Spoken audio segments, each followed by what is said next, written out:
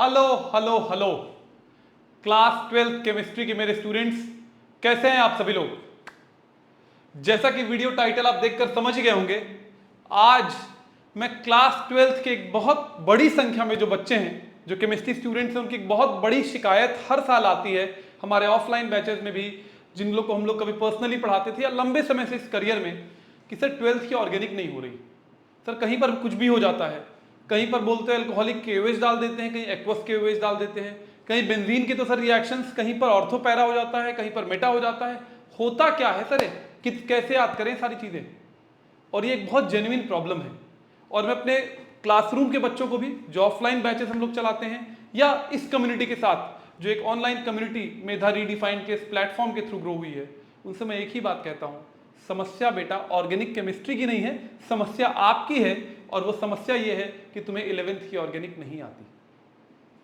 बिना 11th की organic के कुछ फंडा को समझे या कुछ फंडामेंटल्स को समझे या अपना फंडा क्लियर किए हुए कई सारी चीजों को लेकर आप नहीं कर सकते। खासतौर से बेंजीन के रिएक्शंस तो बिल्कुल ही नहीं होंगे।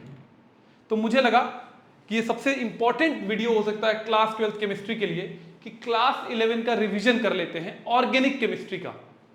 अब ये मत समझना कि जैसे क्लास 11th के मैंने वन शॉट वीडियोस बनाए थे चैप्टर्स के, चाहे जीओसी हो गया, चाहे हाइड्रोकार्बन्स हो गया, मैं 3-4 घंटे लेकर आपका रिवीजन कराऊंगा, नहीं, उतनी जरूरत नहीं है। जिन चीजों का इस्तेमाल होगा उस पर एकदम से फोकस करते हुए, ऐसी 10, 15, 12 चीजें हैं, उन पर बात करते हुए कोशिश करूंगा अगले 45 से 50 मिनट में आपको वो सारे टूल्स दे दूं कि आपको क्लास 12th ऑर्गेनिक में कोई समस्या ना हो, आप बिल्कुल पॉजिटिवली शुरू कर सको और आपको हर चीजें दिमाग में क्लिक करने लग जाए। ठीक है, अगर ये बात क्लियर है तो हाँ, हमेशा जैसा कि मैं कहता हूं, पहले दिमाग में बात कैद करना और उसके बाद पेन और कॉपी पर नोट करना। तो सुनना पहले, लेकिन सुनने के साथ साथ प्रॉपर नोट्स जरूर बना लेना, बहुत ज्यादा यूजफुल होगा आपके लिए। आप देखोगे एक बार, इसके बाद जब आप क्लास 12th का हेलो एल्केन्स हेलो एरीन्स वाला चैप्टर पढ़ोगे, देखो आपको कितनी आसानी होगी। ठीक है, तो अगर ये बात क्लियर है तो बढ़ते हैं आगे। पहली चीज जहां समस्या, सबसे पहली समस्या आती है नॉमेनक्लेचर को लेकर।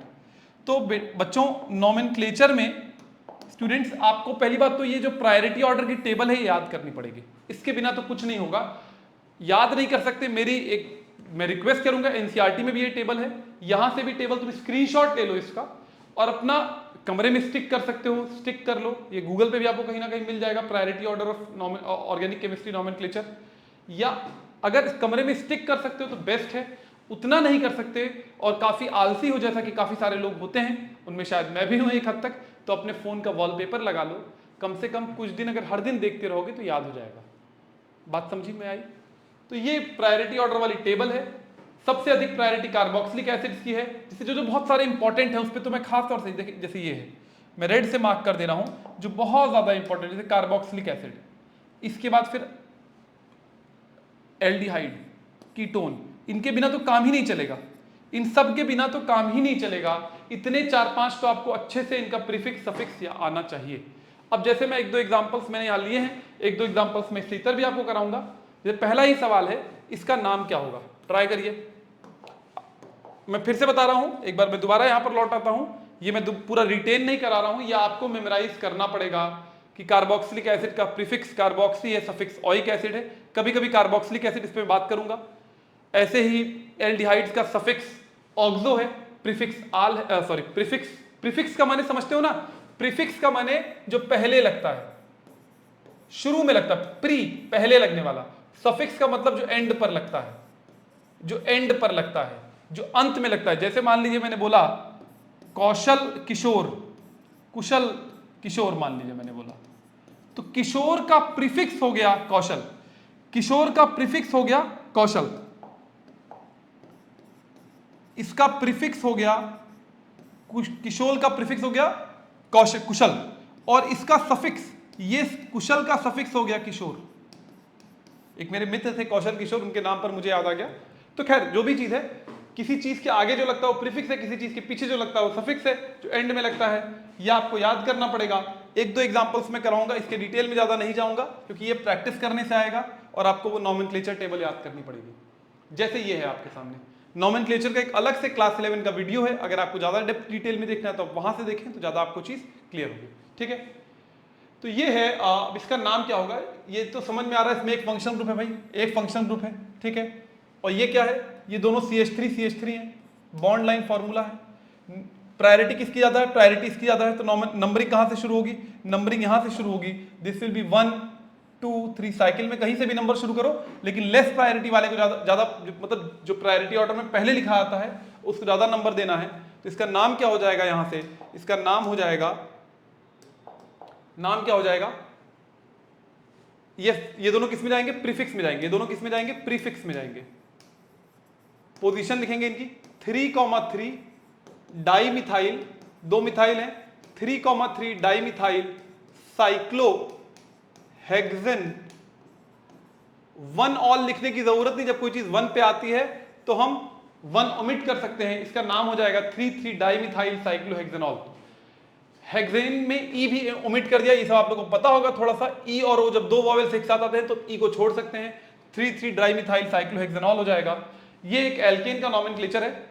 इसमें देखिए दो अगर इसमें मेन चेन देखी जाए, इसमें अगर आप मेन चेन देखी जाए, दिस 1 2 3 4 5 6 7, 5 6 7 ये भी बन सकता है, तो मेन चेन इसी को मान लेंगे। लेकिन नंबरिंग गलत हुई है यहाँ पर, नंबरिंग कैसी होनी चाहिए, यहाँ पर नंबरिंग गलत हुई है।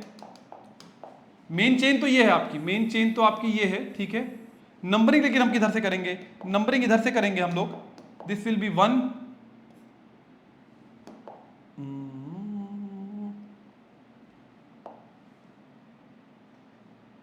ठीक है, दिस विल बी 1, ये 2 3 4 5 6 7, यहां से भी नंबरिंग करते तो 1 2 3 4 ही मिलता। तो बात वही है। अब दो सब्स्टिट्यूएंट्स है, एक यहां मिथाइल है आपका, एक यहां मिथाइल है, और ये पूरा क्या है, CH2 CH3 है। तो इसका नाम क्या हो जाएगा क्या नाम हो जाएगा, 3-इथाइल 4,4 डाइमिथाइल हेप्टेन। ऑप्शन 4 सही हो जाएगा यहां पर, ऑप्शन 4 सही हो जाएगा यहां पर। तो ये बातें ये आप लोगों ने थोड़ा बहुत किया होगा, थोड़ा सा मुझे लगा इंट्रोड्यूस करा दिया जाना चाहिए, जरूरी है। तो ये है नॉमेनक्लेचर। बाकी हर चैप्टर में नॉमेनक्लेचर अलग से भी आएगा, तो वहां पर भी ये चीजें आपको इंट्रोड्यूस होंगी।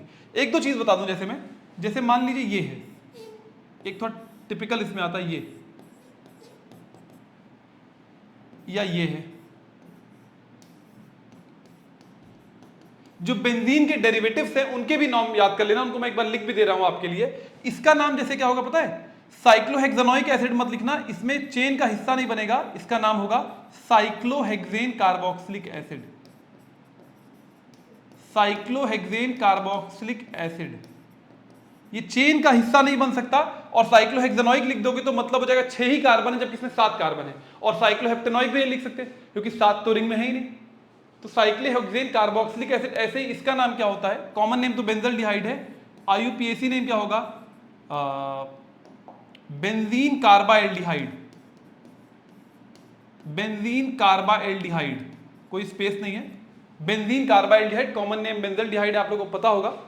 तो ये जब साइड चेन पे होते हैं ना, जब ऐसे टर्म ये दोनों, तो इनके लिए एक अलग, जैसे इनका आल और ओइक एसिड होता है, लेकिन इनका एक दूसरा प्रीफिक्स भी होता है जो कि कार्बोक्सिलिक एसिड और कार्बाएल्डिहाइड भी है। आप यहां देख पा रहे होगे, देखो यहां पर इनके 2 प्रीफिक्सेस हैं, इनके 2 सफिक्स हैं। देखिए यहां पर ध्यान दीजिएगा, देखो यहां पर 2 सफिक्स है। देखो इसका ओइक एसिड भी हो सकता है, कार्बोक्सिलिक एसिड भी हो सकता है। ऐसे ही एल्डिहाइड का भी देखो 2 सफिक्स है, आल भी हो सकता है और कार्बाएल्डिहाइड भी हो सकता है। CN नाइट्राइल का भी होता है, लेकिन ये दोनों तो बहुत इंपॉर्टेंट है।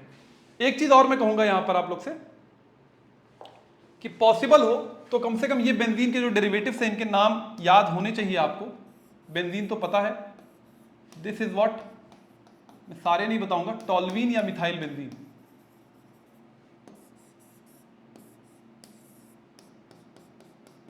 ये क्या है, एनिलीन।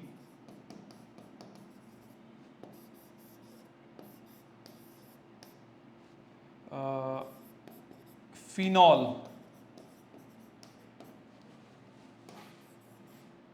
वैसे तो हर चैप्टर में जहां जहां आएगा बताते जाएंगे आपको, लेकिन ये कुछ याद होने चाहिए। बेंजोइक एसिड, कॉमन नेम्स बता रहा हूं जो कि बहुत ज्यादा इस्तेमाल होंगे। बेंजोइक एसिड, यहां CHO लगा दिया। बेंजल्डिहाइड, ये कॉमन नेम है, जो मैंने वहां लिखा था वो क्या था, वो IUPAC नेम था। ये सब कॉमन नेम्स बता रहा हूं जो बहुत ज्यादा, बेंजल्डिहाइड। ऐसे ही जो इसका कीटोन वाला है वो दैट इज एसिटोफिनॉन, इसका आईयूपीएसी नेम अलग हो जाएगा, एसिटोफिनॉन। ऐसे ये है एक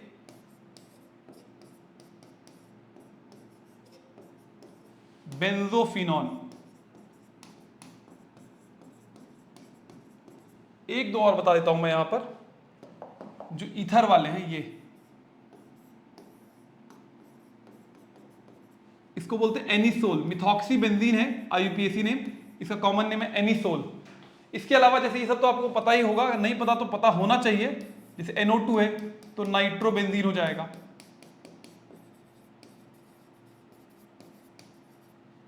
अगर कुछ Cl या Br लगा हुआ है तो प्रीफिक्स में चला जाएगा क्लोरोबेंजीन हो जाएगा, क्लोरो CH। थोड़ा तेज रफ्तार से कराऊंगा मैं क्योंकि सीधे सीधे आप लोग को यूजफुल नहीं लग सकता, हो सकता है, लेकिन इतना आपको नाम याद होने चाहिए। कितने नाम है ये? 1 2 3 4 5 6 7 8 9 10, इतने तो आपके जबान पे होने चाहिए, बिना इसके काम नहीं चलेगा। इसका भी स्क्रीनशॉट ले लो और अपनी कॉपीज में नोट करते जाओ, ठीक है? आगे बढ़े, चलें, ठीक है। नेक्स्ट चीज क्या है? 4 इंपॉर्टेंट इफेक्ट्स होते हैं ऑर्गेनिक केमिस्ट्री में जिनका बहुत ज्यादा इस्तेमाल होगा। Inductive effect, electromeric resonance, hyper conjugation. इसमें जो आपके लिए यहां पर बहुत काम आएगा वो ये है, एक तो इंडक्टिव बहुत काम आएगा, इसके बारे में थोड़ी बात करूंगा। हाइपर कॉन्जुगेशन भी काम आएगा, इसके बारे में थोड़ी बात करूंगा।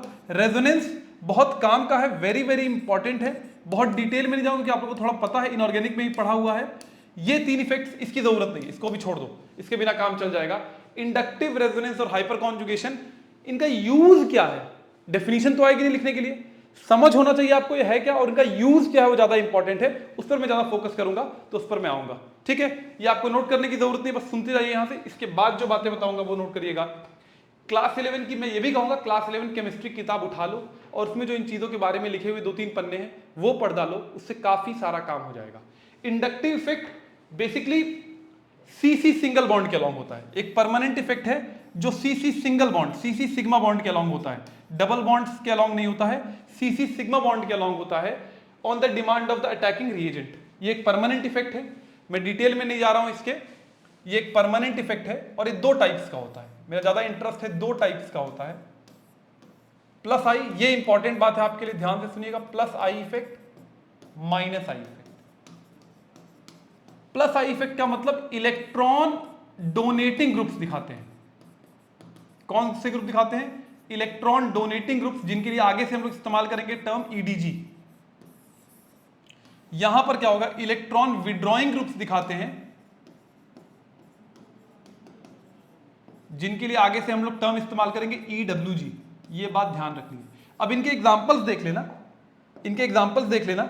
इसका एग्जांपल, क्लासिक एग्जांपल है जो हर जगह आएगा, ethyl methyl, CH3 group, C2H5। ये दोनों प्लस आई इफेक्ट वाले ग्रुप हैं जो हमेशा प्लस आई इफेक्ट दिखाएंगे। यही आप ज्यादातर पढ़ोगे, इसके अलावा प्लस आई इफेक्ट में आप ज्यादातर नहीं पढ़ोगे। ऑल्दो ये तब दिखाते हैं जब sp2 हाइब्रिडाइज्ड कार्बन एटम से जुड़े हों, लेकिन उन सब की डिटेल में भी नहीं जाने की जरूरत है आपको। Ethyl methyl plus I effect दिखाते हैं, और बाकी जितने सारे हैं जिसमें जहां पर भी NOF ये सब आ जाए, NO2 हो गया, COOH हो गया, X हो गया, ये सारे माइनस आई इफेक्ट दिखाते हैं। रिंग से इलेक्ट्रॉन लेते हैं, सारे रिंग से कार्बन से इलेक्ट्रॉन लेते हैं, माइनस आई इफेक्ट दिखाते हैं। जब ये वाला ग्रुप होगा, जैसे CCl बॉन्ड है तो यहाँ डेल्टा माइनस है, कार्बन पे डेल्टा प्लस आ जाएगा, इसने इलेक्ट्रॉन अपनी तरफ ले लिया है। जबकि मान लो अगर इस वाले इफेक्ट को मैं हल्का समझाऊं, जैसे मान लो ये CH3 CH2 प्लस है, अभी देखो इसका इस्तेमाल भी हम लोग करेंगे। तो ये क्या करेगा? ये यहां पर इलेक्ट्रॉन डोनेटिंग ग्रुप की तरह काम करेगा, इसको अपना इलेक्ट्रॉन दे देगा। ये कहने की बात है। तो प्लस आई इफेक्ट वाले इलेक्ट्रॉन डोनेटिंग ग्रुप्स हैं, माइनस आई इफेक्ट वाले इलेक्ट्रॉन विड्रॉइंग ग्रुप्स हैं। इलेक्ट्रॉन डोनेटिंग में आपको 2 ही याद रखना जो हर जगह काम आएगा, इथाइल मिथाइल। इलेक्ट्रॉन विड्रॉइंग में ढेर सारे आ जाएंगे, NO2 COH X, बहुत सारे और आ जाएंगे, लेकिन इसके अलावा ज्यादातर जो है वो इलेक्ट्रॉन विड्रॉइंग में आएंगे, ठीक है? ये बात आपको ढंग से नोट करनी, इसका एप्लीकेशन अभी आपको तुरंत में दिखाऊंगा, ठीक? चलें आगे। हाइपर कॉन्जुगेशन, ये भी एक परमानेंट इफेक्ट है जैसा कि बताया ही था मैंने, और ये तब होता है जब sp2 hybridised carbon atom adjacent होता है sp3 के। एग्जांपल आपको क्या याद करना, कहां कहां होगा ये एग्जांपल याद करो। एल्कीन में होगा, कार्बोकेटाइन में होगा और फ्री रेडिकल में होगा। इन्हीं 3 स्पीशीज में होगा hyper conjugation. Hyper conjugation definition basically do delocalization of the sigma electrons of the CH bond with the sp2 hybridized carbon with the p orbital of the sp2 hybridized carbon atom. Definition आपके लिए उतनी important नहीं है, कहां होगा कैसे लगेगा वो बता देता हूं. जैसे मान लीजिए ये है, आप sp2 वाला कार्बन देखो, sp2 sp3 वाला कार्बन देखो, जैसे ये है आपके सामने, ये आपका sp2 hybridised carbon 3 sigma bond है, ये sp3 हाइब्रिडाइज्ड कार्बन एटम. इस पे जितने H होंगे, number of H on sp3 hybridized carbon atom adjacent to, जो बगल में होगा sp2 के, adjacent to sp2, number of H on C or on adjacent to sp2 is equal to number of hyperconjugation structures, which is directly proportional to stability. अब मैं इसका logic से समझाता हूं, ये बात आप नोट कर लो, ये बात नोट कर लो, यही लॉजिक है. सेटजेफ रूल आप एक पढ़ोगे अभी एल्कीन्स के लिए, सेटजेफ रूल पढ़ोगे जब एलिमिनेशन रिएक्शन पढ़ोगे उसमें, तो वहां पर भी ये स्टेबिलिटी ऑफ एल्कीन या कौन सा मेजर माइनर होगा, सब कुछ इसी से पता लगता है. तो मैं समझाता हूं.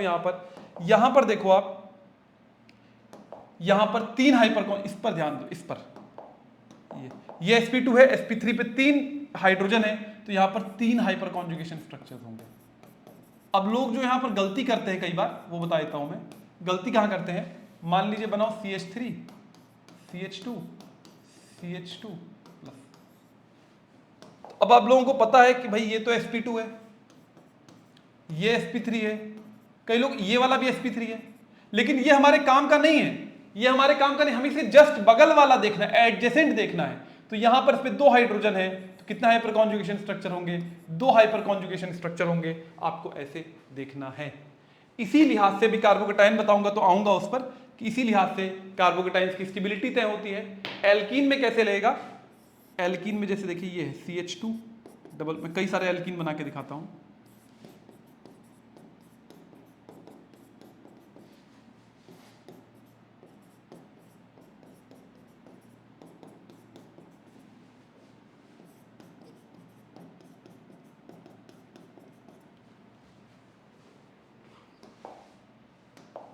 अब ध्यान से देखो, ये sp2 है, पहले sp2 sp3 देख लिया करो, ये भी sp2 है, कोई sp3 वाला है नहीं, तो यहां पर 0 हाइपर कॉन्जुगेशन स्ट्रक्चर होगा, कोई भी हाइपर कॉन्जुगेशन नहीं होगा. यहां पर ये sp2 है, ये sp2 है, ये sp3 है जो इसके जस्ट बगल में है, तो यहां पर ये वाला हाइपर कॉन्जुगेशन में जाएगा, इसके साथ कितना हाइपर कॉन्जुगेशन हो जाएंगे, 3 हाइपर कॉन्जुगेशन स्ट्रक्चर हो जाएंगे. यहां पर देखो ये sp2 है, ये sp2 है, ये sp3 है, ये sp3 है, तो कितने हाइपर कॉन्जुगेशन, 3 इसके 3 इसके, 6 हाइपर कॉन्जुगेशन स्ट्रक्चर हो जाएंगे. यहां पर मैं थोड़ा ठीक से नहीं बना पाया, एक सेकेंड, या मैं अगले स्लाइड पे दिखा. समझ में आई बात, ये वाली बात समझ में आई, हाइपर कॉन्जुगेशन वाली. तो अगर इसमें देखूं ABC, सबसे अधिक स्टेबल एल्कीन कौन सा हो जाएगा, अगर मैं ABC की बात करूं, ये A है, ये B है, C है, तो ये हो जाएगा आपका ऑर्डर ऑफ, ये मोस्ट स्टेबल हो जाएगा, ये मोस्ट स्टेबल हो जाएगा, और ये लीस्ट स्टेबल.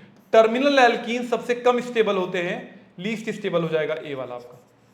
जहां पर डबल बॉन्ड अंत में आ रहा हो, बीच में जहां डबल बॉन्ड आएगा स्टेबिलिटी बढ़ जाएगी. आप ऐसे पता कर सकते हो, sp2 के बगल वाला sp3 कार्बन देखो, उस पर कितने हाइड्रोजन है. यही लॉजिक होता है. एक रूल आपने शुद्ध पढ़ लिया होगा, जिन लोग क्या हेलो एल्कीन्स शुरू हो गया है, सेटजेफ रूल का. बहुत ज्यादा इंपॉर्टेंट है बच्चों ये, अगर ये नहीं कर पाए तो समस्या हो जाएगी. ठीक है, ये इस्तेमाल है हाइपर कॉन्जुगेशन का. इंडक्टिव हाइपर कॉन्जुगेशन मैंने बता दिया. मैं थोड़ा तेज जा रहा हूं क्योंकि मेरी कोशिश है कि 40 से 45 मतलब 1 घंटे के भीतर कम से कम हम लोग इसे वाइंड अप कर लिया जाए इस बात को. ठीक है, आगे बढ़ते हैं. ठीक है, ये हमने कर लिया. ठीक है, ठीक है, कार्बोकेटाइन. अच्छा सॉरी, अगली बात है 3 रिएक्टिव स्पीशीज की बात करनी जो ऑर्गेनिक केमिस्ट्री में आती है. फर्स्ट वन इज कार्बोकेटाइन, जो कि बहुत ज्यादा इंपॉर्टेंट है, जो कि बहुत ज्यादा इंपॉर्टेंट है. फिर कार्बाएनायन बहुत कम आएगा, फ्री रेडिकल्स भी कम ही आएगा. सबसे इंपॉर्टेंट कार्बोकेटाइन है. और कार्बोकेटाइन में जैसा कि यहां लिखा हुआ है, आप देख पा रहे होंगे, कार्बोकेटाइन क्या, species having a carbon atom possessing sextet of electrons and a positive charge.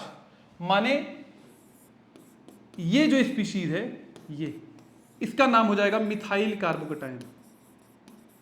CC लिखूंगा मैं कार्बोकेटाइन के बजाय, समझ जाइएगा आप. ये जो है इसे लिखते हैं इथाइल सीसी।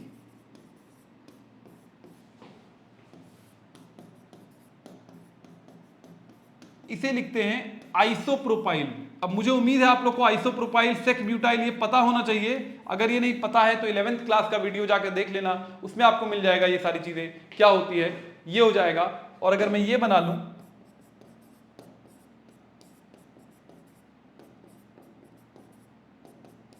इसका नाम है 3 डिग्री वाला है टर्शरी ब्यूटाइल सीसी। अब एक चीज देखो, डिग्री देखो कैसे देखते हैं। जिस कार्बन पे प्लस चार्ज है उसके बगल में कितने कार्बन है? इसके बगल में एक कार्बन है तो इसे बोलेंगे 1 डिग्री वाला है ये। इसके बगल में 2 कार्बन है, एक ये तो इसे बोलेंगे 2 डिग्री वाला है ये। इसके बगल में ऐसे 3 कार्बन है तो इसे बोलेंगे ये 3 डिग्री वाला कार्बोकैटायन है। ठीक, अब इसकी स्टेबिलिटी जो है 2 इफेक्ट से तय होगी। यहां 2 इफेक्ट आपको देखने हैं, 2 इफेक्ट आपको देखने हैं। पहला प्लस आई इफेक्ट या inductive plus I effect of alkyl groups, और दूसरा number of hyperconjugation structures. 2 तरीकों से इनकी स्टेबिलिटी पता लगती है, plus I effect of alkyl groups और number of hyperconjugation structures. अब देख सकते हो यहां पर इसके बगल में कोई नहीं है, ये सिर्फ sp2 कार्बन है, कुछ भी नहीं है, ना प्लस आई इफेक्ट कोई दिखाने वाला है ना कुछ भी है। यहां 0 हाइपर कॉन्जुगेशन स्ट्रक्चर है और कोई plus I effect minus I effect कुछ भी नहीं होगा। यहां पर एक एल्काइल ग्रुप है जो क्या दिखाएगा? प्लस आई इफेक्ट दिखाएगा। सिर्फ प्लस आई से देखते हैं। यहां पर ऐसे कितने लोग हैं? 2 लोग हैं, ये भी प्लस आई दिखाएगा, ये भी प्लस आई दिखाएगा। और यहां पर कितने लोग हैं ऐसे? ये 3 लोग हैं जो प्लस आई इफेक्ट दिखाएंगे। और प्लस आई जब इफेक्ट दिखेगा तो प्लस आई इफेक्ट से इलेक्ट्रॉन की डेंसिटी, देखिए जब ये इलेक्ट्रॉन इसको दे देगा, जब यहां पर कोई इसको इलेक्ट्रॉन देने वाला है तो ये प्लस चार्ज कम हो जाएगा, स्टेबिलिटी बढ़ाएगा। प्लस आई इफेक्ट से स्टेबिलिटी इंक्रीज होती है। क्या होती है? स्टेबिलिटी इंक्रीज होगी, स्टेबिलिटी बढ़ेगी, स्टेबिलिटी इंक्रीज होगी। ध्यान दीजिएगा इस बात पर। तो यहां पर 1 लोग स्टेबिलिटी बढ़ाने वाले हैं, 2 लोग स्टेबिलिटी बढ़ाने वाले, 3 लोग स्टेबिलिटी बढ़ाने वाले हैं। इसके अलावा अगर हाइपर कॉन्जुगेशन देखा जाए तो ये यहां पर कार्बन की ये यहां पर sp2 कार्बन है, इसके बगल में ये वाला sp3 है। इस पे कितने हाइड्रोजन? 3। तो इस पे कितने हाइपर कॉन्जुगेशन बनेंगे? 3 हाइपर कॉन्जुगेशन स्ट्रक्चर बनेंगे यहां पर ये sp2 है आपका और ये sp3 है, ये भी sp3 है। तो कितने हाइपर कॉन्जुगेशन स्ट्रक्चर बनेंगे? 6 हाइपर कॉन्जुगेशन स्ट्रक्चर बनेंगे।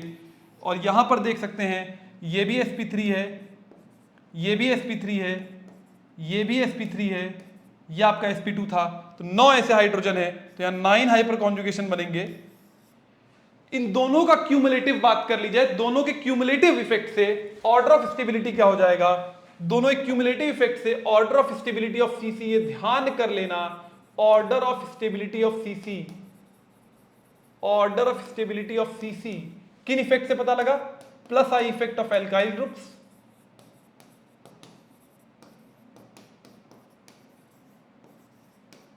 और दूसरा number of hyperconjugation structures.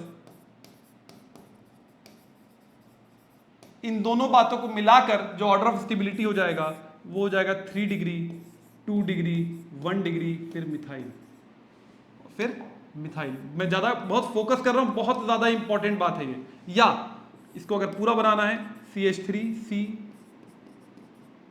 Tertiary butyl carbocation greater than isopropyl carbocation, बहुत ज्यादा आएगा ये, greater than ethyl carbocation greater than methyl carbocation. इसका नाम क्या था भैया? नाम याद होना चाहिए, बार बार बना के ही नाम याद होता है। सब कॉमन नेम्स हैं जो बार बार बनाने से ही याद होते हैं, ऐसे किसी को अपने आप नहीं याद हो जाता है।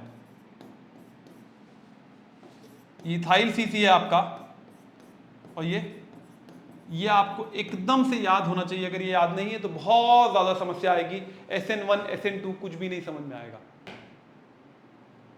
नहीं बात समझ में आई या नहीं आई? चला जाए आगे। ये नोट अच्छे से करना, बहुत ज्यादा इंपॉर्टेंट है। 2-3 एडिशनल कार्बोकैटायंस हैं, 2 एडिशनल खास तौर से बता दे रहा हूं मैं। इसके बारे में हेलोएल्केन्स हेलोएरीन्स चैप्टर में मैंने अलग से ही बात की है। एक ये कार्बोकैटायन होता है, इस ग्रुप को ही बोलते हैं बेंजाइल, और एक ये कार्बोकैटायन होता है, बहुत ज्यादा इंपॉर्टेंट है।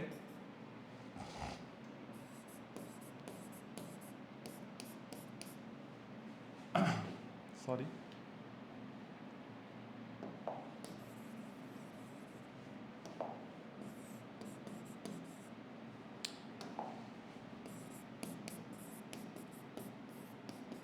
बड़े अच्छे से याद करें, बहुत ज्यादा इंपॉर्टेंट है।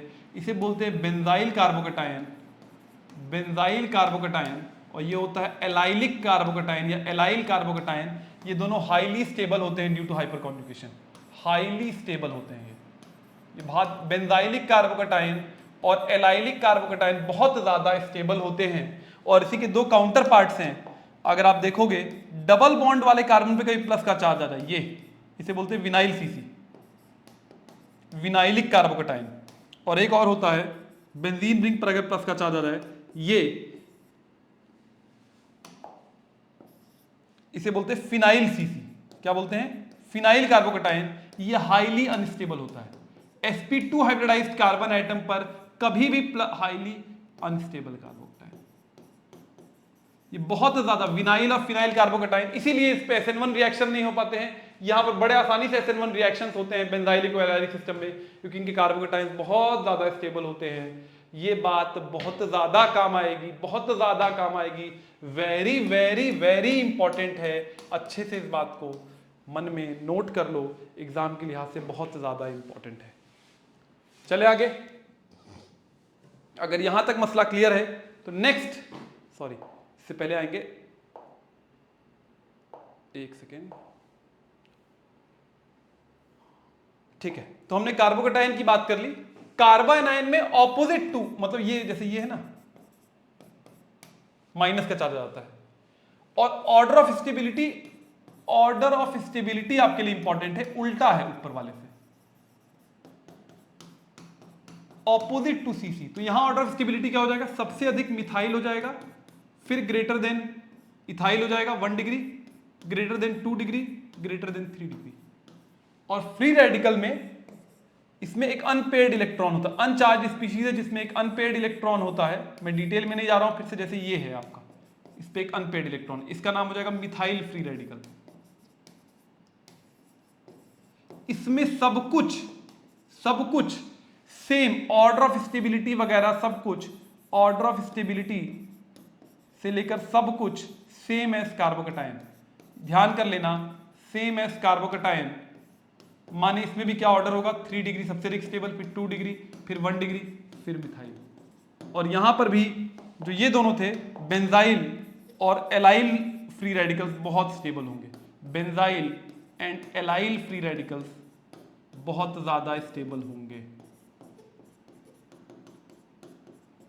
सब कुछ कार्बोकेटायन जैसा चलेगा।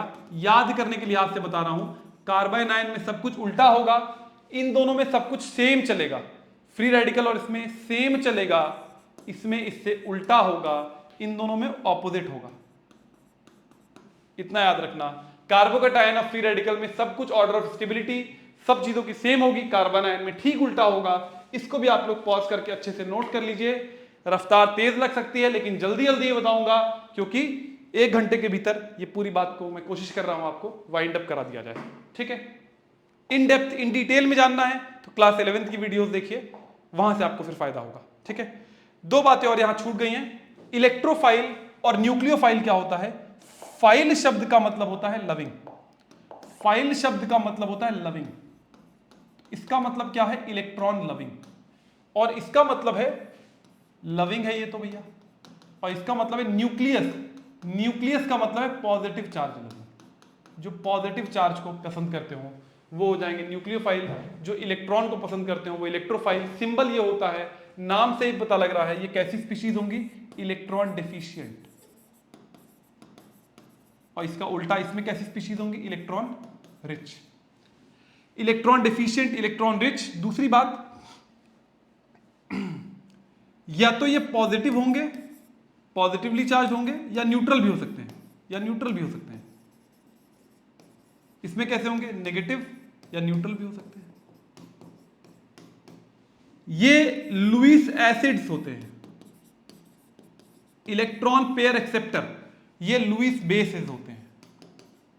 जैसे अगर एग्जांपल के तौर पे बताया जाए तो इसमें क्या आएगा, कार्बोकेटायन आपके जो हैं, कार्बोकेटायंस जो हैं आपके वो इसमें आ जाएंगे जैसे मिथाइल कार्बोकैटायन है, इथाइल कार्बोकैटायन है, ये सब इलेक्ट्रोफाइल्स में आ जाएंगे। और भी काफी सारी चीजें हैं, जैसे क्लोरोनियम आयन है, ये हो गया। या आपका एक न्यूट्रल वाला देखो, ये AlCl3 एक काम कर सकता है, BF3, Lewis acid, Lewis bases chapter में पढ़ा था, सब लुईस एसिड्स होते हैं, तो ये सारे इसमें H+ बहुत इंपॉर्टेंट इलेक्ट्रोफाइल है, हाइड्रोनियम आयन या H3O+ जैसा भी है। ठीक, इसमें क्या हो जाएगा, इसमें उल्टा चलेगा। इनके एग्जांपल्स क्या हो जाएंगे, कार्बाइन आयंस,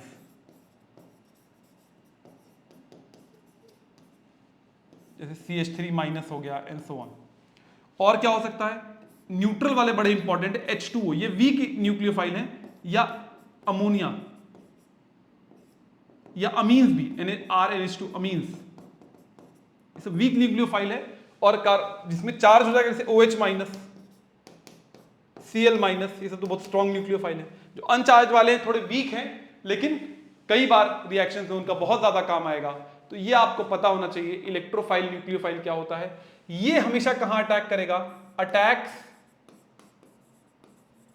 इलेक्ट्रॉन रिच या न्यूक्लियोफिलिक सेंटर, इलेक्ट्रॉन रिच या न्यूक्लियोफिलिक सेंटर, कई बार शब्द आप लोग सुनोगे।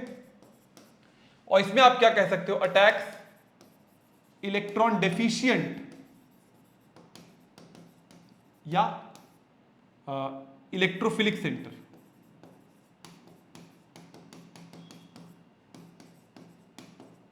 बात समझ में आई, काफी ज्यादा इसका भी काम आएगा। आपको टर्मिनोलॉजी समझ में आनी चाहिए, टर्मिनोलॉजी नहीं क्लियर होगी तो आप सवालों में फिर फंसोगे और आप मतलब टर्म ही नहीं समझ पाओगे कहा क्या जा रहा है क्लास में। ठीक है, आगे बढ़ू, श्योर। चलो, अगर यहां तक बात क्लियर है तो types of reactions in organic chemistry, ये भी एक इंपॉर्टेंट बात है। 2-3 हिस्सों में मैं बांट लेता हूं, 4 हिस्सों में बांटा सकता है इन रिएक्शंस को जो ऑर्गेनिक केमिस्ट्री के, सब्स्टिट्यूशन,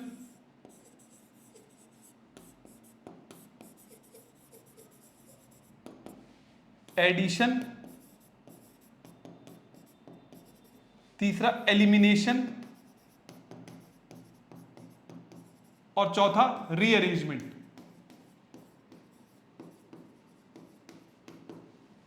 ठीक, सब्स्टिट्यूशन का मतलब किसी का आना किसी का जाना। जैसे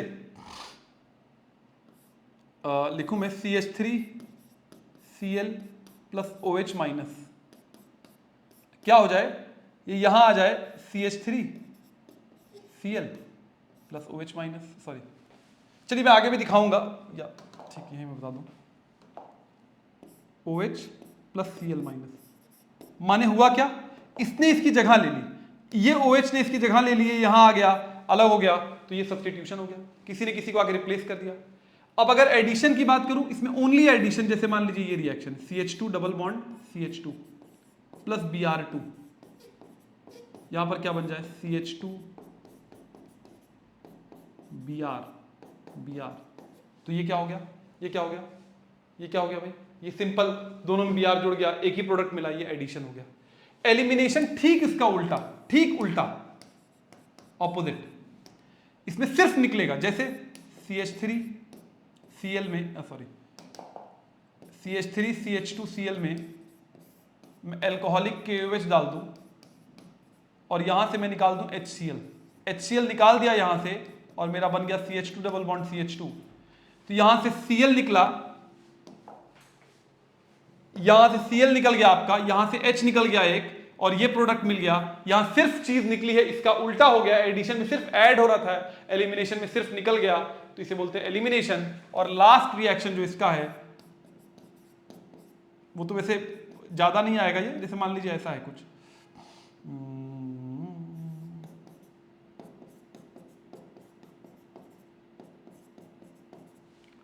इसमें कुछ हो और क्या हो जाए, ये ऐसा कुछ बन जाए,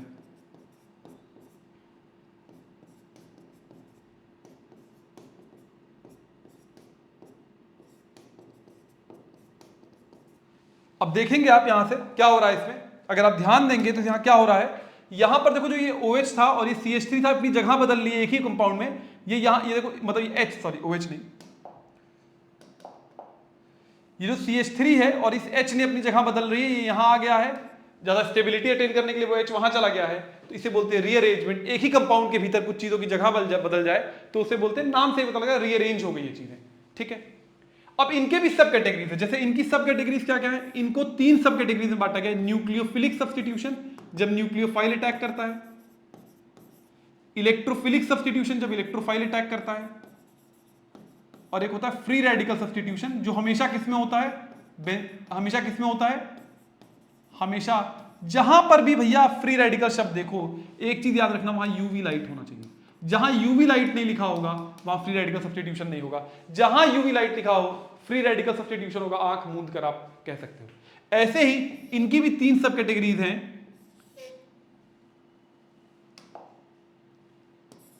इनकी भी 3 सब कैटेगरीज हैं, क्या क्या, वही न्यूक्लियोफिलिक एडिशन,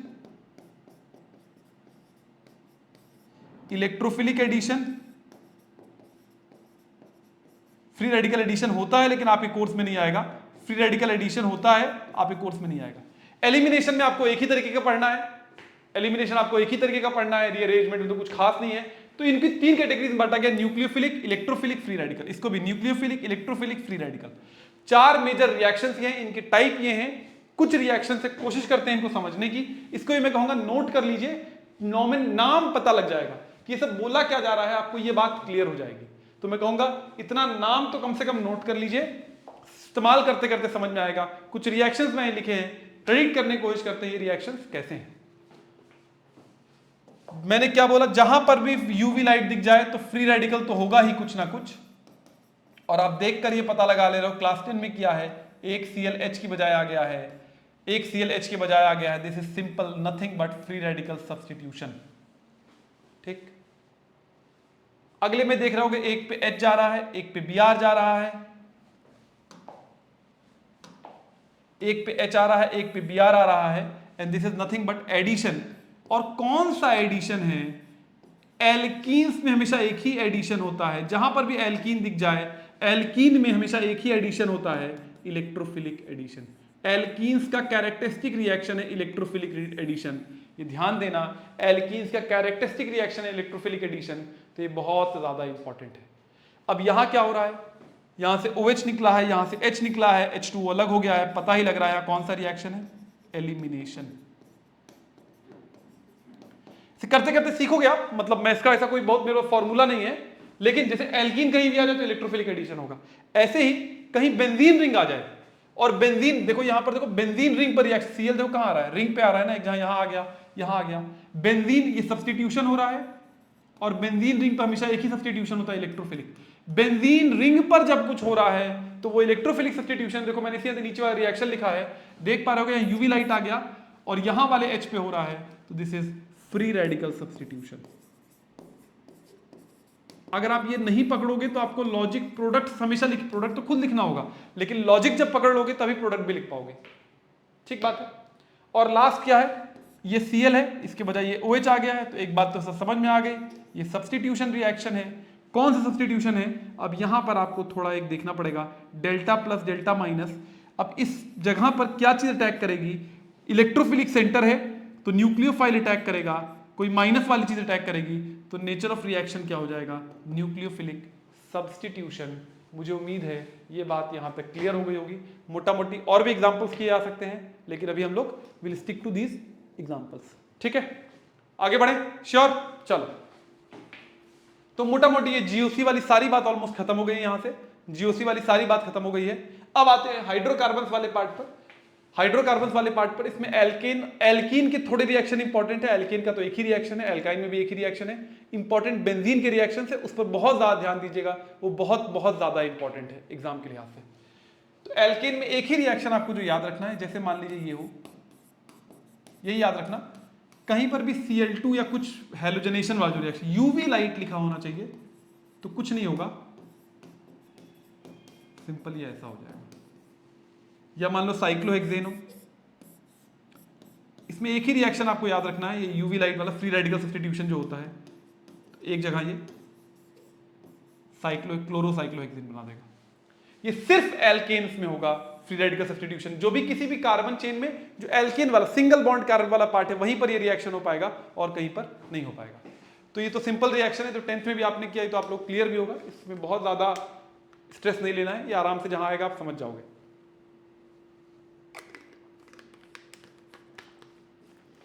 ठीक है, अगला क्या है, ये बड़ा इंपॉर्टेंट है, रिएक्शन ऑफ एल्कीन्स, जहां इंपॉर्टेंट का सिंबल भी बना हुआ है, इसको ध्यान से नोट करना है, बहुत ज्यादा इंपॉर्टेंट है। आपने पढ़ा होगा, इसमें एक टर्म आता है Markovnikov rule, Markovnikov and anti Markovnikov.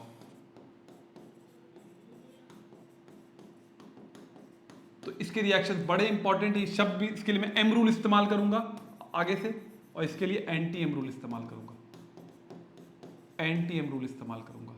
ठीक है, तो देखते हैं इसमें नेचर ऑफ रिएक्शन हमेशा क्या होगा, एल्कीन में इलेक्ट्रोफिलिक एडिशन याद रखना, डबल बॉन्ड पर सी, डबल बॉन्ड सी पर हमेशा क्या होगा, इलेक्ट्रोफिलिक एडिशन, ये बात याद रखना। 3-4 रिएक्शन मैं आपको कराऊंगा। यहाँ पर ये प्रोपीन ले लेता हूं, ये एक अनसिमेट्रिकल एल्कीन है, अच्छा एल्कीन है, इसमें एक तो आप Br2 डालोगे, कोई यूवी लाइट नहीं लोगे, अगर डार्क में कर रहे हो रिएक्शन तो Br रिंग डबल बॉन्ड वाले कार्बन पे ऐड हो जाएगा, ऐसे ऐसे Br विसिनल डाइहैलाइड, इसे बोलते, अगल बगल जब हैलाइड लगा होता है इसे बोलते हैं विसिनल डाइहैलाइड बन जाएगा। इसी में अगर आपने डाल दिया HX, कोई HX डाल दिया, जहां X क्या है, Cl है या Br है या I है, तो यहां एक रूल लग जाएगा, M रूल। ध्यान देना इस टर्म पर, क्या नाम है इसका, मार्कोनिकॉफ रूल। ये रूल कुछ नहीं बोलता है, ये बोलता है जो H है आपके X का, वो वहां जाएगा जहां ज्यादा H है, और X वहां जाएगा जहां कम H है। कैसे लिख सकते हैं इस रूल को, समझना हो मार्कोनिकॉफ रूल को, H रिच गेट्स रिचर, हम लोग पढ़ते थे, रिच गेट्स रिचर, H उस will go to that C of C double bond C which has greater number of hydrogen, which has, शब्दों में समझ नहीं सकते हो उसे, which has greater number of hydrogen। H हमेशा उस वाले C पर जाएगा जिस पे ज्यादा H है, C डबल बॉन्ड वाले C पर ऐड होगा, और X दूसरे वाले पे जाएगा, तो यहां प्रोडक्ट क्या बन जाएगा, CH3, CH पे X आ गया, आइसोप्रोपाइल हैलाइड बन जाएगा, यहाँ CH3 आ जाएगा। बहुत ज़्यादा इंपॉर्टेंट है, बहुत ज़्यादा इंपॉर्टेंट है, ध्यान दे लेना। सिस्टम कैसा भी हो, इसके और भी एग्जांपल्स मैं बता सकता हूँ, इसके और भी एग्जांपल, एक चीज़ और बता दूँ, अगर लेकिन मान लो इसमें एक और, इसका एम रूल का एक और बहुत क्लासिक एग्जांपल है HOH, पानी ऐड करते हैं, अगर ये H+ के प्रेजेंस में ऐड होता है, ये प्रिपरेशन ऑफ एल्कोहल्स का बहुत इंपॉर्टेंट रिएक्शन है। फिर से क्या होगा, H इस पे जाएगा, OH इस पे जाएगा, और प्रोडक्ट क्या मिल जाएगा, CH3 CH OH CH3। बात समझ में आई, बात नहीं। इसी में, लेकिन इसी में देखना एक ही चीज दिखाएगा, ये रेड में है, बहुत इंपॉर्टेंट है, HBr अगर ऐड करोगे और नीचे आपने लिख दिया पेरोक्साइड, पेरोक्साइड लिख दिया, सिर्फ HBr दिखाएगा पेरोक्साइड इफेक्ट, और आपने पेरोक्साइड लिख दिया तो यहां एंटी एम रूल लगेगा। कैसा रूल लगेगा, एंटी एम रूल लगेगा, जो अभी तक कर रहे थे उससे उल्टा होगा। H इस बार इस वाले C पर जाएगा, जिसपे कम है वो, H किस वाले C पे जाएगा, इस वाले पे जाएगा, Br इस वाले C पे जाएगा, प्रोडक्ट आपको क्या मिल जाएगा, CH3 CH2 CH2Br। सिर्फ कौन दिखाएगा, ये सिर्फ HBr दिखाएगा, न H2O दिखाएगा, न HCl दिखाएगा, न HI दिखाएगा। पेरोक्साइड इफेक्ट सिर्फ कौन दिखाएगा, जो HBr दिखाएगा, पेरोक्साइड लिखा होना चाहिए, एंटी एम रूल लिखता है, M से उल्टा, यहां पर H उस वाले C डबल बॉन्ड C के कारण पे जाता है जहां ज्यादा H, जहां कम H होते हैं, और Br उससे उल्टे पे जाता है। नई बात समझ में आई, नहीं समझ में आई, पक्का, ठीक ठीक, बहुत ज्यादा इंपॉर्टेंट है, बहुत ज्यादा इंपॉर्टेंट है। और भी एग्जांपल्स, एक और बता देता हूं एग्जांपल मार्कोनिकॉफ रूल का, जैसे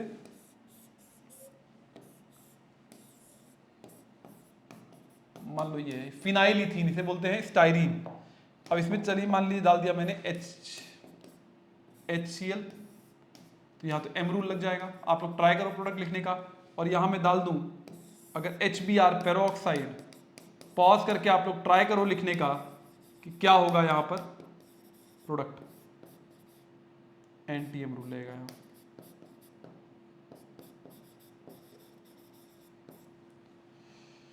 यहाँ पर पेरोक्साइड के लिए कई बार H2O2 भी लिखा हो सकता है, हाइड्रोजन पेरोक्साइड, पेरोक्साइड ना लिखा हो तो समझ जाना। ट्राई कर लिया पक्का। इसमें क्या होगा भैया, इसमें तो H कहाँ जाएगा जिस पे ज्यादा H है, Cl कहाँ जाएगा जिस पे कम H है, तो प्रोडक्ट क्या बन जाएगा,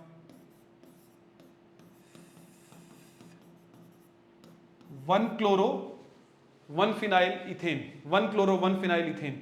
यहां पर उल्टा हो जाएगा, H किस पे जाएगा, यहां पर उल्टा हो जाएगा, H किस पे जाएगा जिस पे ज्यादा H थे, और सॉरी H किस पे जाएगा जिस पे कम H थे, और Br किस पे जाएगा जिस पे ज्यादा H थे, तो प्रोडक्ट क्या बन जाएगा, benzene ring CH2Br 1 bromo 2 phenyl ethane, ये बन जाएगा। मुझे उम्मीद है anti M rule, anti Markovnikov rule और मार्कोनिकॉफ रूल अब आपको क्लियर हो गया होगा। इसके बहुत ज़्यादा एप्लीकेशन है, कन्वर्जन से लेकर हर जगह। ये बात क्लियर नहीं है तो बहुत ज़्यादा समस्या होने वाली है। ठीक है, चले आगे पक्का। एंटी एम रूल सिर्फ कौन दिखाएगा, सिर्फ और सिर्फ HBr दिखाएगा, एम रूल HX भी दिखाएगा, H2O भी दिखाएगा इन प्रेजेंस ऑफ H+।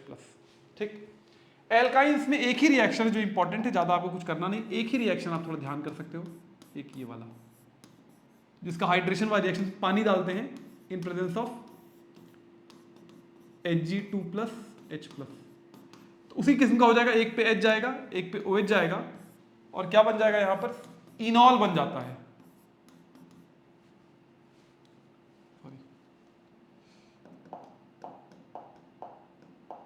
एक पे H गया तो यहाँ डबल बॉन्ड ये हो गया, ये ऐसे हो गया, इसे बोलते इनॉल, इथेनॉल हो जाएगा, इनॉल डबल बॉन्ड भी है, ऑल भी है। इसमें एक चीज होती है जिसे बोलते कीटो इनॉल टॉटोमेरिज्म, कीटो इनॉल टॉटोमेरिज्म। इस रिएक्शन को आप लोग याद भी कर लेना, ये कन्वर्जन में आता है एल्डिहाइड कीटोन वाले चैप्टर में। इसमें हाइड्राइड शिफ्ट होता है, ये वाला H यहाँ आ जाएगा, तो क्या बन जाएगा ये CH3, फिर सिंगल बॉन्ड का डबल बॉन्ड से सिंगल बॉन्ड हो जाएगा, डबल बॉन्ड हो यहाँ पर आ जाएगा, ये बन जाएगा आपका एसिटल्डिहाइड या इथेनॉल, एसिटल्डिहाइड या इथेनॉल बन जाएगा। ये इंपॉर्टेंट रिएक्शन है, एक ही रिएक्शन है जो 12th में काम आती है, hydration of alkynes in presence of Hg2+, ये मेमोराइज भी कर सकते हो, बाकी 11th की किताब से पलट कर देख लो, एक दो और भी एग्जाम्पल तो अच्छा रहेगा। जेई में काफी कुछ आता है इस पर, लेकिन CBSE के लिहाज से इतना रिएक्शन मोर देन इनफ है। ठीक है, लास्ट हिस्से पर आते हैं इसके, रिएक्शंस ऑफ बेंजीन बहुत ज्यादा इंपॉर्टेंट है, मोस्ट इंपॉर्टेंट है इस वीडियो का ये सेक्शन, प्लीज मत छोड़ना, सबसे इंपॉर्टेंट चीज है। बेंजीन में एक चीज याद रखना, रिएक्शन कौन से होते हैं बेंजीन में, हमेशा कौन सा रिएक्शन होगा, इलेक्ट्रोफिलिक सब्स्टिट्यूशन। रिंग पर जो भी रिएक्शन होगा वो कौन सा होगा, इलेक्ट्रोफिलिक सब्स्टिट्यूशन। 5 रिएक्शन है, नाम के साथ आपको रटे होने चाहिए, नहीं याद है तो नहीं कर पाओगे कुछ, मैं अभी बता दे रहा हूं। पहला रिएक्शन नाइट्रेशन, इसके लिए जो रिएजेंट है, रिएजेंट याद होने चाहिए, conc HNO3 presence of conc H2SO4, concentrated HNO3 presence of concentrated H2SO4, nitrobenzene मिलेगा। सल्फोनेशन के लिए कॉन्सेंट्रेटेड H2SO4 भी लिखा होगा आपकी किताबों में, या ओलियम, H2SO4 से जब बबल कर देते हैं SO3 गैस तो बन जाता है H2S2O7, यहां मिल जाता है बेंजीन सल्फोनिक एसिड, ये भी आपको याद करना पड़ेगा, कोई और विकल्प नहीं है। हेलोजनेशन में कोई भी हेलोजन आप ले आइए, क्लोरीन, ब्रोमीन, फ्लोरीन या आयोडीन मत लेके आइएगा, आयोडीन में एक समस्या दूसरी आ जाती है, रीअरेंजमेंट हो जाता है, वहां पर एक ऑक्सीडाइजिंग एजेंट लेना पड़ता है, फ्लोरीन बहुत वायलेंट हो जाएगा रिएक्शन। तो क्लोरोबेंजीन ब्रोमोबेंजीन बनाना हो, ये क्या है यहाँ पर, ये कैटलिस्ट है यहाँ पर, और ये लुईस एसिड है, ये कैटलिस्ट याद कर लेना, लुईस एसिड है, बिना इसके रिएक्शन नहीं होगा। अनहाइड्रस AlCl3 हो सकता है, FeCl3 हो सकता है, FeBr3 भी हो सकता है। मैकेनिज्म पर नहीं जा रहा हूं, याद करके रटना है एकदम, मैं बार बार बोल रहा हूं, बिना उसके काम नहीं चलेगा। और ये तो और भी इंपॉर्टेंट है, फ्रीडल क्राफ्ट एल्काइलेशन, मतलब रिंग पर एल्काइल ग्रुप लेके आना, एल्काइल मतलब CH3 लेके आना, C2H5 लेके आना रिंग पर, और एसाइलेशन मतलब रिंग पर एसाइल ग्रुप लेके आना। एसाइल क्या होता है, RCO ग्रुप लेकर आना, R या AR भी हो सकता है। इसमें दो आप पढ़ोगे, या तो CH3CO लेके आना है, या ये वाला ग्रुप लेके आना है, इसे बोलते हैं बेंजोइल, इसे बोलते हैं एसिटाइल। तो पहले वाले देखोगे, इसमें देखिए CH3Cl डाला, फिर से देखिए ये लुईस एसिड इस्तेमाल करना है। अगर इथाइल बेंजीन बना तो C2H5Cl ले लो, टॉल्विन या मिथाइल बेंजीन बनाना है तो CH3Cl ले लो, ये याद रखना। तो रिंग पर एल्काइल ग्रुप आ जाएगा। उसी तरह का है ये, एसाइल ग्रुप लेकिन आ रहा है, तो यहां CH3COCl ले लो, इसे बोलते हैं एसिटाइलेशन, FC एसिटाइलेशन, क्योंकि ग्रुप क्या है, एसिटाइल ग्रुप है। और इसे बोलते हैं FC बेंजोइलेशन, क्योंकि ये बेंजोइल ग्रुप है। FC बेंजोइलेशन जरूर अच्छे से याद कर लेना, नाम के साथ बेंजोफिनॉन एसिटोफिनॉन बन जाएगा। बहुत ज्यादा इंपॉर्टेंट रिएक्शन है, बहुत ज्यादा, इसको छोड़ोगे तो झेलोगे। ये पांचों रिएक्शंस आपको एकदम से मेमोराइज्ड होने चाहिए, आपकी जबान पे होने चाहिए हर हमेशा। अगर एक समरी कर ली जाए इसकी, तो यहां मैं बना लेता हूं बेंजीन, आप ट्राई करो इसे कंप्लीट करने का।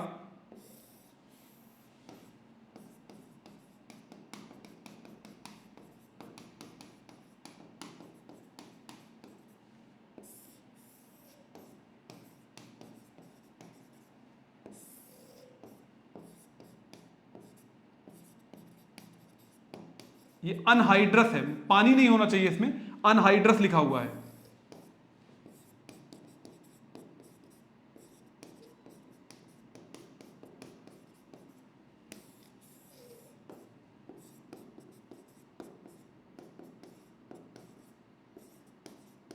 पॉज करके अगर आप इसे नहीं करोगे तो आपको याद नहीं होगा। This is anhydrous AlCl3, anhydrous, जो बार बार ये लिख रहा हूं ना, ये अनहाइड्रस AlCl3, कंफ्यूज मत होना। AlCl3 भी हो सकता है, FeCl3 भी हो सकता है, या FeBr3 भी हो सकता है। इन तीनों में से कोई भी इस्तेमाल कर सकते हो आप। ठीक, जल्दी कंप्लीट करो, जल्दी कंप्लीट करो। यहां क्या बन जाएगा, बेंजीन रिंग पर NO2 ग्रुप आ जाएगा, नाइट्रोबेंजीन बन जाएगा। पॉज करके आप कर लेना। यहां क्या होगा, वरना मैं रुकूंगा ज्यादा तो वीडियो लंबी। बेंजीन सल्फोनिक एसिड बन जाएगा। यहां क्या होगा, क्लोरोबेंजीन बन जाएगा। यहां क्या होगा, टॉल्वीन बन जाएगा। और यहां क्या होगा, एसिटोफिनॉन बन जाएगा। और ये सारे ही रिएक्शंस कैसे हैं, इलेक्ट्रोफिलिक सब्स्टिट्यूशन रिएक्शन है। कौन से रिएक्शन है, इलेक्ट्रोफिलिक सब्स्टिट्यूशन रिएक्शन है। बेंजीन रिंग पर हमेशा कौन सा रिएक्शन होता है, सब्स्टिट्यूशन होता है। और पाई क्लाउड के कारण इलेक्ट्रोफाइल अटैक कर पाता है। बेंजीन रिंग पर कभी न्यूक्लियोफिलिक सब्स्टिट्यूशन नहीं हो सकता, न्यूक्लियोफाइल कभी अटैक नहीं कर सकता। पाई क्लाउड जो डबल बॉन्ड से उससे रिपेल हो जाएगा। ठीक है, ठीक है। अगर आपने ये पांचों रिएक्शन याद कर लिए तो बहुत ज्यादा आपका काम हो जाएगा। सब्स्टिट्यूटेड बेंजीन में रिएक्शन समझने के लिए आपको ये इफेक्ट देखना पड़ेगा, प्लस आर या प्लस एम इफेक्ट, या माइनस आर या माइनस एम इफेक्ट। ये प्लस आर का बताइए, रिंग पे इलेक्ट्रॉन इंक्रीज कर रहा है, रिंग पे इलेक्ट्रॉन डेंसिटी। ये रिंग पे डिक्रीज कर रहा है इलेक्ट्रॉन डेंसिटी, रिंग से ले रहा है। ये कौन दिखाते हैं, इलेक्ट्रॉन। ये कौन से ग्रुप्स हैं, EDG ग्रुप, EDG वाले हैं। और ये कौन लोग हैं, EWG वाले हैं, इलेक्ट्रॉन विड्रॉइंग ग्रुप्स हैं। एक्टिवेटिंग, ये रिएक्टिविटी, रिंग पे इलेक्ट्रॉन डेंसिटी बढ़ गई, इलेक्ट्रोफाइल का अटैक और बढ़ जाएगा, तो एक्टिवेटिंग ग्रुप्स कहलाते हैं। और ऑर्थो पैरा डायरेक्टिंग होते हैं। ऑर्थो पैरा का, ऑर्थो का मतलब होता है 1 2 अगल बगल, और पैरा का मतलब होता है 1 4 दूर दूर। ये एकदम एडजेसेंट है, ये दूर दूर है। और ये मेटा डायरेक्टिंग होते हैं, इसका मतलब होता है 1 3, एक जगह छोड़कर। ये डीएक्टिवेटिंग होते हैं। एग्जांपल्स याद करिए। सारे जो सिंगल बॉन्ड वाले जिसमें डबल बॉन्ड नहीं आ रहा है, वो सारे ऑर्थो पैरा डायरेक्टिंग या plus R plus M effect वाले होते हैं, जिनमें कहीं भी डबल बॉन्ड हो, SO3H में 2 डबल बॉन्ड हो, यहां डबल बॉन्ड हो। NO2 भी कैसा होता है, N double bond O single bond हो। जहां पर भी डबल बॉन्ड हो वाले, डबल बॉन्ड आ जाएगा, वो सारे पैरा विड्रॉइंग ग्रुप्स हो जाएंगे, इसमें F भी आ जाएगा। और ये सारे ऑर्थो पैरा डायरेक्टिंग है और एक्टिवेटिंग है।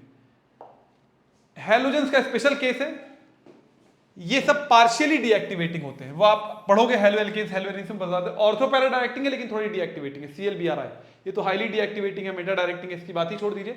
ClBr, ऑर्थो पैरा डायरेक्टिंग वाले सारे एक्टिवेटिंग थे, लेकिन पार्शियली डीएक्टिवेटिंग होता है। वो क्यों होता है वो आप लोग क्लास 12 में पढ़ोगे, अभी उसके डिटेल में मैं नहीं जा रहा हूं। अगर ये बात समझ में आ गई ऑर्थो पैरा डायरेक्टिंग वाली, तो एक हम लोग अटेम्प्ट करते हैं। ये क्या कहने का मतलब क्या था, मान लीजिए आपको यहां से बनाना है, इसे बोलेंगे पैरा नाइट्रोटोल्यूइन। पैरा क्यों है भैया, ये 1 है, ये 2 है, ये 3 है, ये 4 है, तो ये पैरा नाइट्रोटोल्यूइन है। ये 1 है, ये 2 है, 3 है, इसे बोलते हैं मेटा नाइट्रोटोल्यूइन। ये कॉमन नेम्स हैं, आपको ये बनाना है। अब इसमें आपको तो डिटरमाइन करना पड़ेगा पहले CH3 लेके आए या पहले NO2 लेके आए, पहले नाइट्रेशन करें या एल्काइलेशन करें।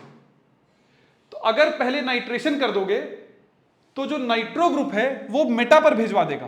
तो इसमें पहले क्या करना पड़ेगा, ऐसा ग्रुप लेके आना पड़ेगा जो दूसरे को ऑर्थो पैरा पर भेजे। माने पहले इसमें हम क्या करेंगे, एल्काइलेशन, पहले टॉल्वीन बनाएंगे, टॉल्वीन बनाएंगे तो बन गया बेंजीन रिंग पर CH3 आ गया। अब ये जो CH3 है ये इनकम्बेंट इलेक्ट्रोफाइल को या तो यहां भेजेगा या यहां भेजेगा, सॉरी या तो यहां भेजेगा, हाँ या तो यहां भेजेगा। तो अब हम इसका कर देंगे nitration, nitration conc HNO3 plus conc H2SO4, तो यहां पर तो वो पैरा वाले पे भेज देगा उसे, ठीक। लेकिन इसी का उल्टा यहां पर करेंगे, इसी का उल्टा यहां पर करेंगे। यहां पर पहले हम नाइट्रेशन करेंगे, पहले नाइट्रेशन करेंगे, पहले नाइट्रेशन करेंगे, नाइट्रोबेंजीन बनाया हमने। अब ये जो NO2 ग्रुप है, ये जो आपका NO2 ग्रुप है, ये क्या करेगा, जो आने वाला उसे यहां भेजेगा CH3 को। इससे मतलब ऊपर नीचे बनने से कोई मतलब नहीं है। तो इसके बाद अब इसका एल्काइलेशन करेंगे, CH3Cl अनहाइड्रस AlCl3। ये आपको ध्यान देना पड़ेगा कि कैसा कंपाउंड बनाना, सबसे ऑर्डर तय करना पड़ेगा। पहले ऑर्थोपैरा वाले को लेके आए या पहले मेटा वाले को लेके आए। जब दूसरे को ऑर्थोपैरा भेजना हो तो पहले ऑर्थोपैरा वाले को लेके आओ, फिर आगे का रिएक्शन करो। जब मेटा डेरिवेटिव बनाना तो पहले मेटा डायरेक्टिंग वाले को लेके आओ, फिर आगे का रिएक्शन करो। ठीक बात है, ठीक बात है। तो ये मैंने बहुत ही फास्ट फॉरवर्ड मोड में, बहुत तेज रफ्तार में, मेरे ख्याल से 1 घंटा भी खत्म नहीं हुआ होगा, ऑलमोस्ट 56 मिनट्स में 11th के जितने भी कंसेप्ट आपके लिए यूजफुल हैं क्लास 12th के लिहाज से, वो सारे कंसेप्ट बता दिए हैं। एक एक चीज इस वीडियो में मोती जितनी इंपॉर्टेंट है, मैं इतनी ही बात कहूंगा। मैं अपने आप को ब्रैग नहीं कर रहा हूं, बट इट्स सो इंपॉर्टेंट, और आपको इतनी मदद मिलेगी इससे क्लास 12th केमिस्ट्री में। तो मैं एक बार फिर से कहूंगा, जहां से ये बात शुरू हुई थी, क्लास 12th की केमिस्ट्री में दिक्कत है तो दिक्कत ऑर्गेनिक केमिस्ट्री में नहीं है, उसको मत कोसो। दिक्कत कहां है, 11 की रिवीजन नहीं हुई है। तो क्लास 12th केमिस्ट्री नहीं होती तो क्या करना है, क्लास 11 का रिवीजन कर लो इस वीडियो से। इसी के साथ शिवार्थ मेधारी डिफाइंड के इस प्लेटफॉर्म से मैं आप सभी लोग को टाटा बाय बाय कहता हूं। जैसे ही आप ये वीडियो खत्म करोगे, अगले 1-2 दिन के भीतर ही आपको हेलो एल्केन्स, हेलो एरीन्स की वीडियो मिलेगी। और जो लोग सॉल्यूशंस और इलेक्ट्रोजन के स्कूल में शुरू हुआ है, उनकी वीडियोस ऑलरेडी अपलोडेड है, जाकर देखो। और हाँ, जाते आते अगर आप में से किसी ने सब्सक्राइब नहीं किया है गाइस, तो प्लीज सब्सक्राइब कर लेना, एक लाइक ड्रॉप करना, और कुछ बात ना समझ में आई हो तो एक कमेंट करना, अच्छा लगा हो फिर भी कमेंट करना, कोई चीज बात बुरी लगी हो तो फिर भी कमेंट करना, ठीक है। इसी के साथ आज की बात खत्म करते हैं। Ta-ta bye bye, see you next time, bye guys, bye bye बच्चों।